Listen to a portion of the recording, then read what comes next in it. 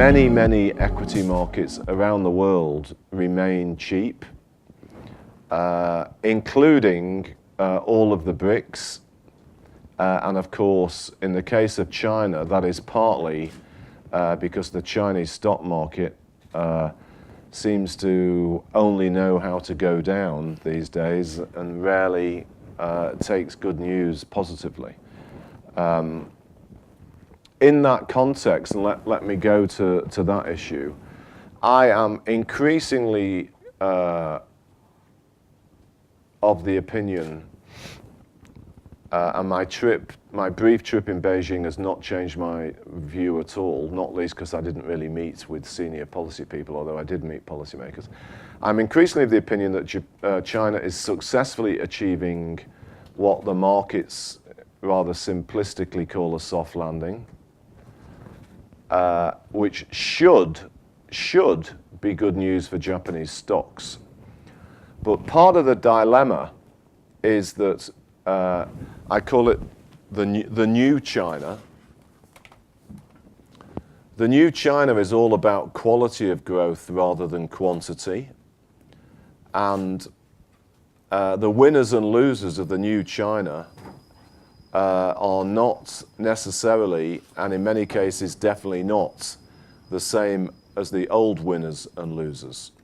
And that could be true about the stock market too. So amongst many reasons why the A-share market might not be doing so well is that the A-share market is dominated by some of the past winners. In particular, the big financial names are large components of the A-share market. And as part of this move to better quality of growth, the leadership has made it clear that they're going to do things to improve the competitiveness of the financial sector, which is not great for all the dominant names of the past. And so I think this is a really good environment for genuine Chinese stock pickers. In this context, let me emphasize, as I hope you are aware, we have been assuming in any case that this decade China is going to grow closer to 7% than 10%. And I don't regard that as disappointing, it's just realistic. And one of the things I really love about the Chinese policymakers is that they are very realistic. In contrast to some other parts of the world, the Chinese leadership does not deny their genuine problems. And one of the reasons why the 5-year plan 18 months ago said 7% is they know they have a demographic challenge which is coming. And over the long term, China cannot grow as much as it's done in the past. The downside is very limited. I think the downside is very limited.